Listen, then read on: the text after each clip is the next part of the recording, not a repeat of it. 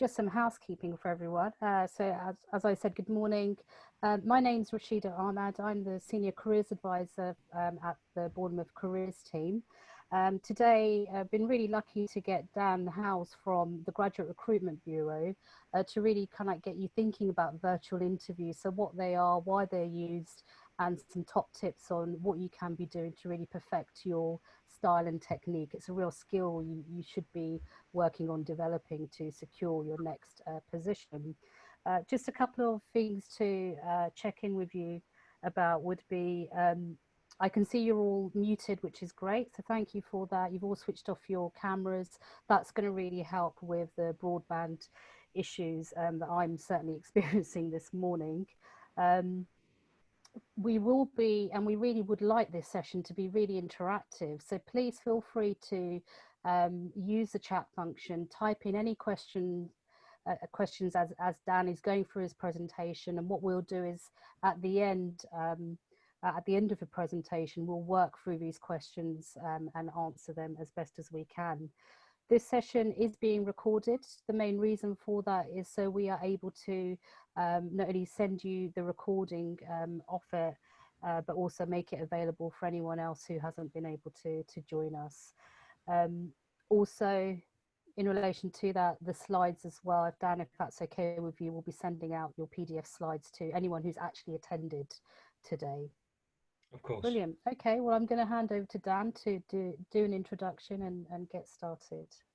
Wonderful. Thank you very much, Rashida. And thank you, Bournemouth University, for inviting me along today. I'm coming to you from Brighton, so not far from Bournemouth. And hope everyone is well and staying safe. And I'm going to be explaining a little bit more about how you can ace a virtual or a remote or a video interview. So first of all, my name's Dan Hawes. I'm the co-founder of GRB, which is Graduate Recruitment Bureau. We're the go-to platform for high caliber university students, graduates and recruiters. It was set up by myself and a colleague way back in 1997. We did business studies at Brighton University. And we've steadily grown in those 23 years. We now have 65 staff based in Brighton. And we've worked with over 1,800 companies in that time. All sectors we've covered, and clients include some very big names like Post Office, IBM, Unilever, to name but a few, but also several fast-growing SMEs. These are companies that maybe you haven't heard of. They go under the radar and they remain hidden to a lot of graduates.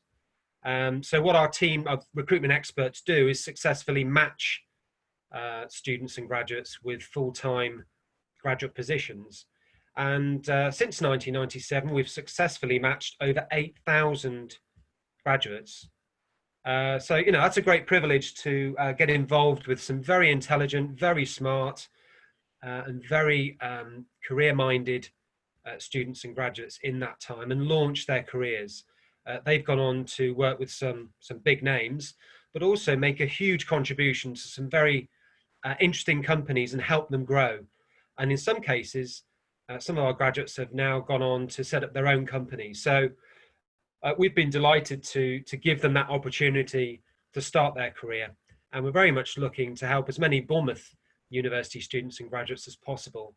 You know, it could be humanities, management, science, engineering, maths disciplines. We help many different types of students and graduates. It's an entirely free service, by the way. Recruiters pay us to find graduates. So that's how the model works. And we're delighted to be joining you today with this webinar. I've been running several webinars during lockdown, covering a lot of subject matter, a lot of them about how to get a job during a pandemic. I mean, we've never been here before, but we've certainly been through downturns and recessions before, which are very similar. But also tips and advice to help graduates find their first job.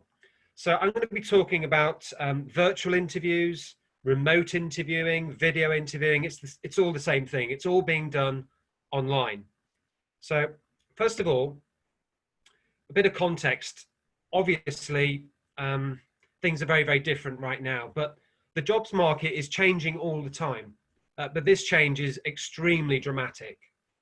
So since lockdown, 750,000 people, that's 750,000 people have lost their jobs. They've been made redundant. They've been in industries or sectors that have been hit extremely hard. Now, there are 500,000 graduates just about to enter this jobs market.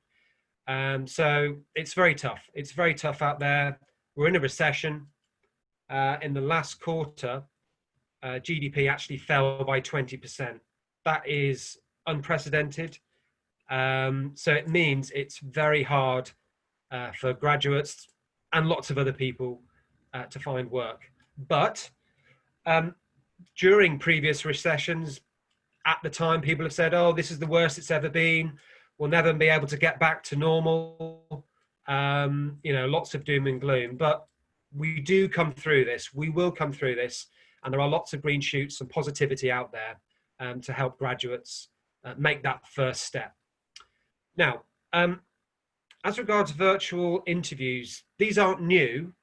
Lots of our clients have been interviewing remotely before the pandemic, but this has forced practically all of our clients and lots of other recruiters to shift their interviewing and also other assessments and even onboarding remotely.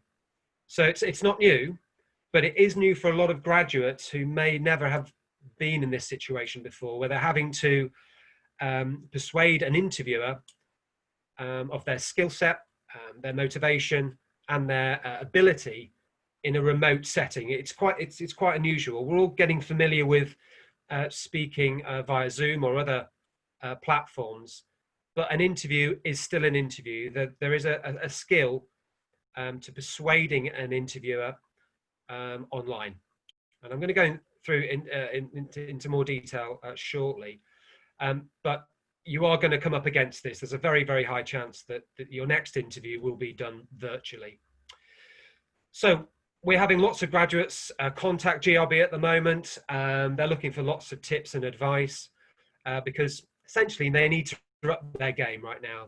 They need to up their game to stand out in order to get hired. So we want graduates to be ready, essentially. We need you to be prepared, and we need to get give graduates rather as much confidence and reassurance that they can get through interviews and ultimately find work in this extremely difficult episode. So GRB will help you give you a winning mindset. We've helped graduates before through previous downturns and recessions. We've come through it through 9/11, the last recession in 2009. We were still placing graduates. Obviously not as many when we're in a boom, but there are many clients that we're working with that are still struggling to find some really, really good graduates, and that's where we come in. So I want to give you a winning mindset when it comes to virtual interviews. Now, here are 10 ways to ace a virtual interview. So first of all, try not to look at the screen. Don't look at yourself. It's quite hard to avoid it when you can see yourself in the actual box there, but try and focus on the camera itself. Imagine you're speaking to someone face to face. Now that will take some practice, and it does depend on the platform you're working on, but do be mindful to not focus on the screen. Try and focus on your webcam or the camera in your laptop. Number two, try not to slouch. Your body language is being studied. Now I'm actually standing up at the moment because I feel planted and I prefer to present in this way. If you prefer to sit down, just make sure that you're sitting up straight, your shoulders are back, and you're relaxed. Because as in any interview, the selector is looking at your body language. So try not to fidget. Use your hands if you want to express a certain point that you want to get across. But just be mindful that your body language is just as important as what you're saying. So try to remember that and get in a comfortable position that makes you feel relaxed and puts you in a confident state of mind. Now, the third thing is to try to minimize interruptions as much as possible. Now, chances are you might be in a shared household, so let your housemates know that you're having a virtual interview, you'll be in a certain room, close the door, make sure they're fully aware, make sure they're not all taking up broadband bandwidth as well, so you don't have any interruptions. You know, technical issues can arise, so make sure that you're using as much bandwidth as possible. If you're with your family, again, let them know that you need to be in a quiet place. You're having an interview for a job, you don't want any interruptions, and make sure that if you have any pets, that they're locked away and a cat doesn't walk across the screen or a dog barks. It's not a big deal, but it just can put you off your own flow. So look for ways to minimize any interruptions while you're setting yourself up for your interview. Now, you're going to be in a room or a study, so make sure that the background isn't cluttered. You're not in a messy room. It doesn't detract from you, basically. So try and ensure you've got a good background. There's no avoiding what a selector will see. So just make sure that they're concentrating on you. Make sure that you fill the screen and the background is not going to interrupt during your interview. Now, if you are able to, on some platforms, you can change the background so you can have it blurred. You may choose to do that, but it does depend on the platform that you're using. But just remember, you're trying to give a professional impression of yourself. So make sure that you're in a room that can reflect that as well. Now, number 5, be prepared. So we would advise you to be prepared for any interview. But it certainly helps in this situation to practice with a friend or a family member using an online platform like Zoom. So to do a mock interview and see how you get on. And over time, when you do 4 or 5 practice runs, you'll feel a lot more confident in your ability to present yourself on screen. Now, if you do want notes, that's fine. Maybe attach them to the side of your laptop or screen or on a desk, but try not to make it too obvious that you're looking down at notes. Have them within eye range, but don't rely on them too much because that will come across very, very quickly that you are relying on notes. By all means, explain that you'd like to refer to certain things if you need to go into certain detail about some of the work experience, maybe some of the projects you've gone through with facts, data, or numerical information that you may want to refer back to. You can't expect to remember everything, but this is a really good opportunity where you might not be able to do this in a face-to-face interview, is actually have notes that the interviewer won't actually see, but you can cleverly just refer to them throughout the interview and provide a seamless impression of yourself. Now, do remember you can ask questions throughout this using the text box.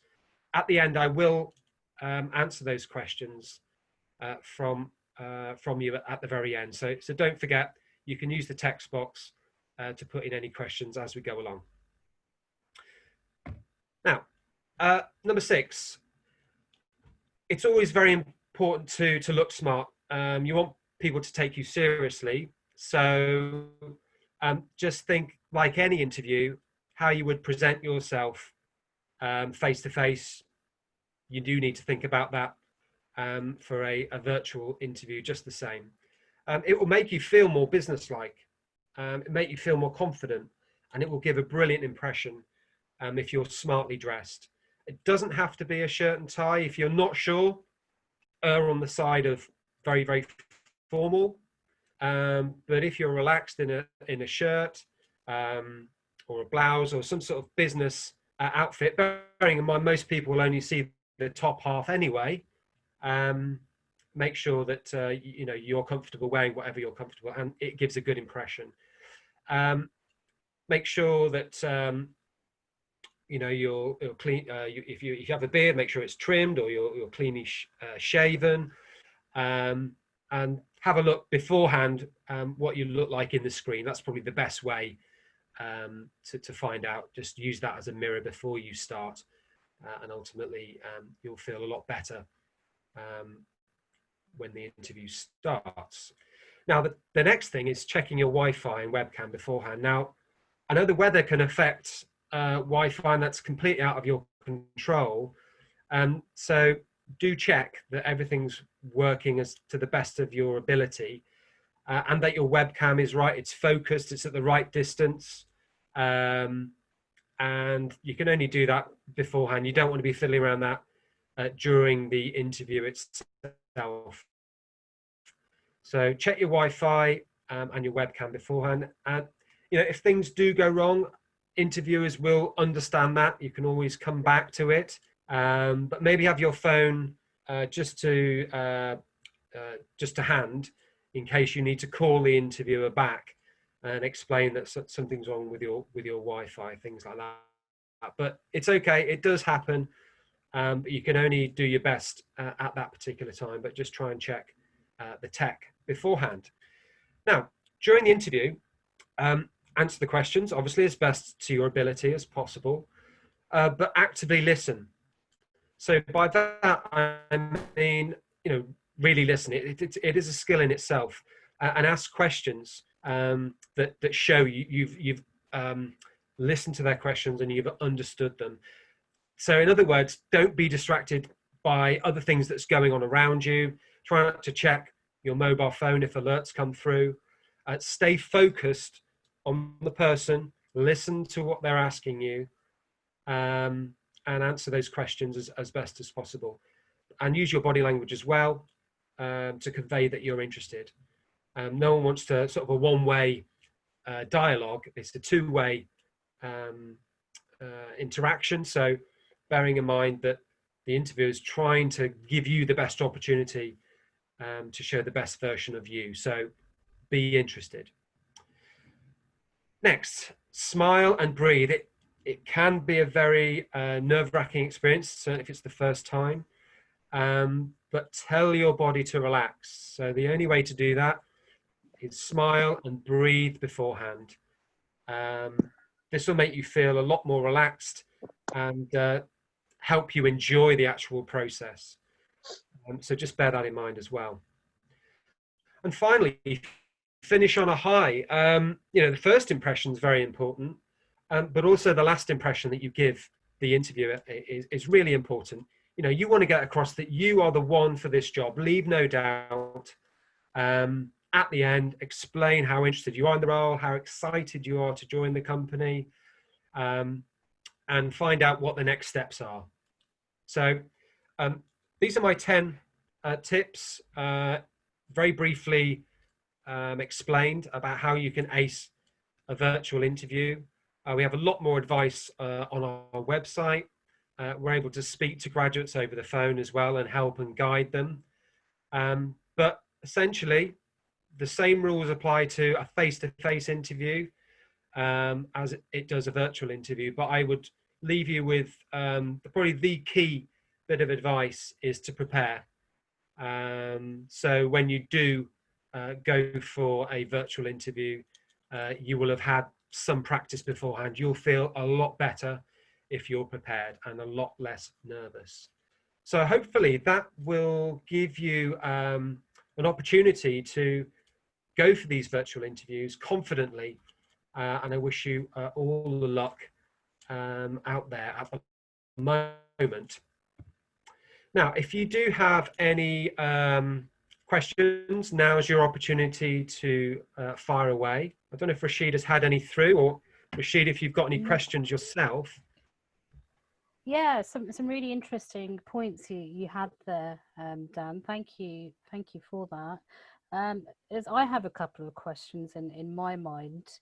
When we have a look at kind of like preparing for online interviews, are there any specific things that students can be thinking about that would really, you know, kind of, I guess, put them in the best position for doing the interview? Yeah, I think the best thing to do is a mock. Just do a mock interview. Have a chat with a friend. Do a pretend interview for a job. So, you know, your friend can fire 5 questions to you, and do that several times. So you're getting in the habit of answering some tricky questions that won't throw you in the real interview itself. So a mock interview first of all, and then do that virtually. So with a different person, ask them to interview with 5 different questions and see how you get on, you know, using Zoom or something. Record it and then watch yourself back and think to yourself, you know, what kind of impression have I given there? Have I answered the question, number one? Have I done it confidently? And 3, do I just project an image that I'm the right person for the job? So I think those 3 things are a good starting point before you actually do a virtual interview. I said earlier, being prepared is so important. You just cannot leave this to 10 minutes beforehand. You can't bluff it. Yeah, so you're really under the microscope more than normal, I think, in a virtual interview. So I think having that practice beforehand with a friend, face to face and then remotely, should give you a good indication of how you look, so you can reflect on that experience. Yeah, brilliant. And just to add in there, Dan, the careers advisors at BU actually offer practice tailored mock interviews, and these are all being done virtually online. So if you did just want to have like a general practice, get some feedback, or you actually do have a virtual interview coming up, then if you email careers at bournemouth.ac.uk, that would be forwarded on to someone from my team, and we can take a look to actually giving you that practice run with some feedback, good and bad, on areas that are working for you, things you need to think about. So I think it's really important to bear in mind that support is still there for you through my team, as well as obviously tapping into any contacts you have, any friends or anything else like that. The other thing I was thinking of, Dan, was speaking with a variety of employers. Are there any particular kind of like turn-offs that employers have for virtual interviews? Really, things that students do absolutely, you know, do things that they shouldn't be doing, basically. Yeah, well, our clients kind of are very understanding of the situation we're in, that graduates are in shared households or back with family, and so, you know, it can be quite hard to find a quiet place with decent broadband, and then confidently project yourself. So I think, first of all, don't worry too much. You know, you're dealing with another person at the end of the day. You know, chances are they'll be in their home as well. So don't feel too intimidated, because we're all in this together. So, you know, if something goes wrong, and it has done before, you know, you can just rebook it and try again. But, you know, a big reason recruiters are doing this is saving a huge amount of money and time. And, you know, they can record these interviews, they can distribute them, play them back. So, you know, there's a lot of positives as to why recruiters are using this. And, you know, they understand it's new for a lot of graduates as well. So, you know, we're kind of all at the very start of this new virtual interviewing scenario. So that's my first thing. But secondly, don't be too relaxed. You know, as in any interview, it's important that you're projecting the best possible version of you. So, you know, despite being in home, just imagine you are in a workplace, sitting opposite an interviewer in an office. try and put yourself in that situation as much as possible, and you'll kind of you'll act in that way naturally. So just be mindful. It is an interview. It's not a chat with a friend. You know, this is important. So, you know, you do need to be prepared. But I can't think of any sort of big like red flags that recruiters would pick up on. I mean, obviously the big one is if you can't answer the questions, and well, you haven't done your research, you know, all these kind of things that would normally be the case that say to the interviewer, you know, you're not really that bothered. So, you know, you always need to do your research, by the way, about the company, about the role, you know, inside out, and that still goes. So I think it's the same red flags, even if it's face to face or virtual. If you don't demonstrate that you're the right person for the job, then you know that's the point of the interview. They're trying to find out, and they're giving you as many opportunities as possible. So the kind of ball's in your court.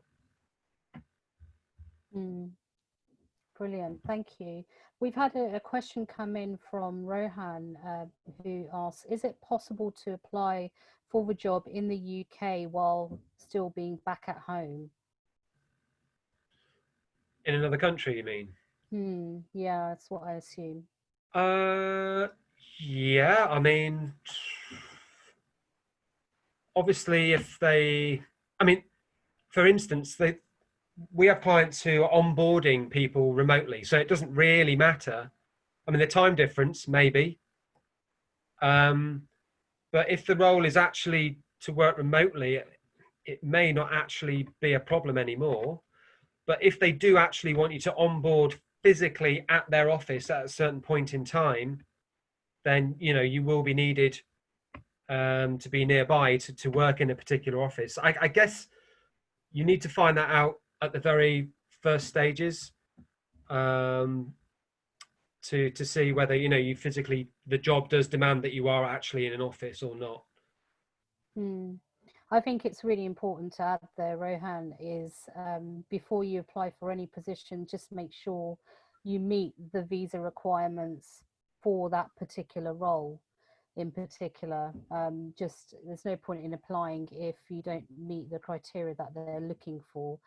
And before you get caught up in making any sort of lengthy applications, it's always best to make sure you tick those boxes. We've had another question come in from Mohammed. Are employers currently able to sponsor tier 2 visas? Yeah, I mean, again, you need to speak directly to the employer. I think there's a website, it might be called Student Circus, something like that, and they list all the companies that are able to organise work permits and things like that. I think it's called Student Circus. So have a look at that and check beforehand. Okay, brilliant. No one else has a question at the moment.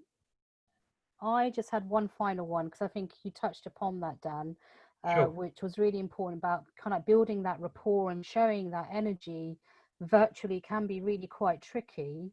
And I think one of the ways or one of the strategies that can be used would be the types of questions you ask the interviewers at the end. Do you have any top tips on what those questions could sound like? Or I often get students saying, well, what do I ask the employer at the end? Yeah, well, the top tip is do ask a question. So, you know, don't leave without thinking about some of the questions that you'd like to ask. Avoid certain ones, you know, about salary or holiday entitlement, things like that.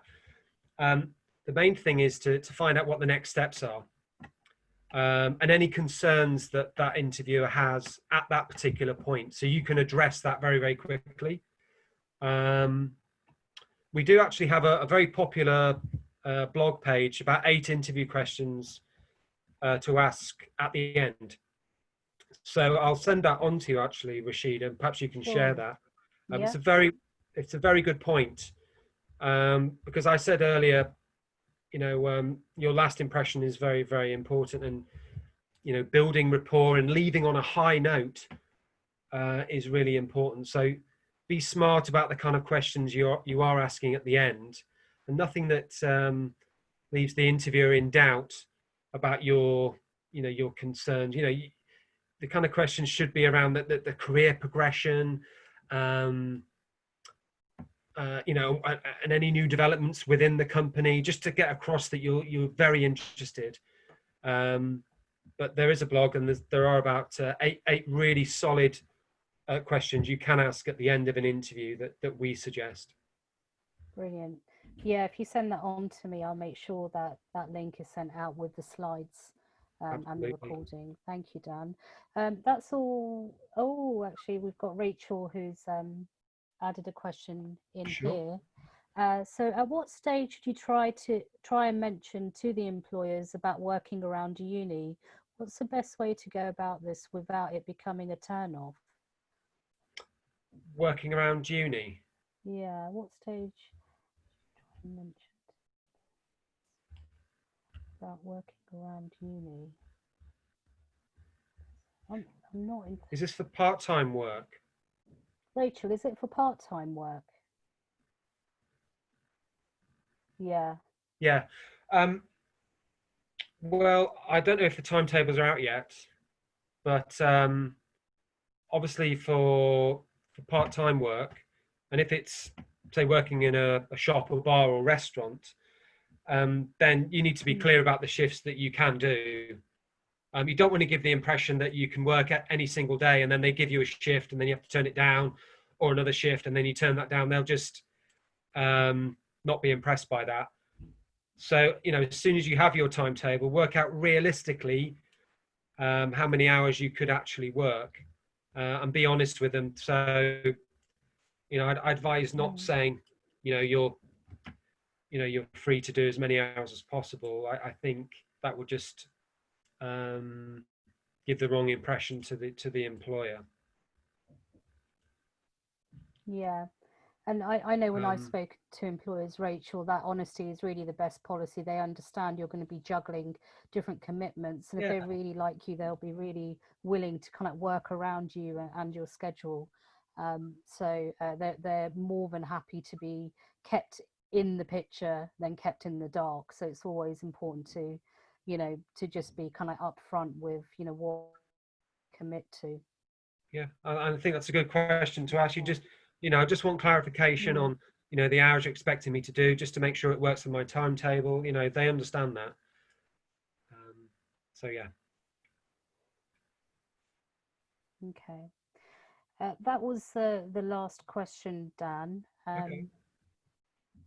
Thank you for your questions, guys. That was really, really quite insightful. I know, Dan, you wanted to talk about some extra support, you're offering at the moment. Yeah, so last week we launched a brand new campaign called #Help the COVID Generation, because we know it's very tough out there, and it's going to affect a lot of graduates about to enter the job market. So we're doing more than ever to help graduates through this episode. So apart from the free service we already provide, and by the way, just register with GRB, upload your CV, and our team will hopefully give you a call and match you with jobs that come through. There's no guarantee, of course, but that would be the first bit of advice. But also that will give you access to, over 23 years of advice and content that we've put out on our website, number one, that's free to use. We've also just launched a new sister website called Graduate Mentor. So this is giving graduates access to hand-picked and screened business leaders, recruiters, professional coaches, alumni, university staff, and for a free one-to-one consultation. So there's nothing else out there that's like this at the moment. And we think we know that a lot of graduates are looking for one-to-one consultations with experts. And this is the perfect platform for graduates to just brainstorm ideas. It's called graduatementor.uk. Check it out. We've just launched that. We're also running a series of webinars. We've done probably about a dozen so far with various universities across the UK. We've reached over 1 million students and graduates. We've got a YouTube channel, so you can watch our webinars back there. As I said, we've covered topics like this, but also how to graduate in a recession or a pandemic. So it's all there to view. We've got lots of graduate level jobs. We do have clients, you know, some have gone quiet, obviously, but we have a very loyal client base, and our team are always discovering new hidden graduate jobs with companies. So by registering, you'll get email alerts, and following our social media, you get updates as well. And finally, if there are graduates out there who don't want to enter the workplace right now, they'd rather sit this out, maybe stay back at university for further study, we have a new service where we're listing postgraduate courses. So these are 5 new developments in the last week or so we've just launched to really help the COVID generation. So by all means, visit our website for more information, and hopefully we'll help you navigate this extremely tricky time and ultimately set you off on your career that you deserve after 3-4 years studying.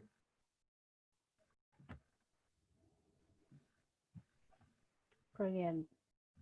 Some really good extra resources there. Excellent. Worth checking out, I think, definitely. Well, that brings us to the end of the session, really. I just wanted to give a final thank you to Dan for taking time out of his busy schedule to really share his top tips and hints with you, particularly around this area. Thank you guys for joining. As I mentioned earlier, the slides, the video recording, the link to the blog that Dan mentioned also will be sent across to you. So please, yeah, have a look out for that in the next, I'd say, a couple of days or so.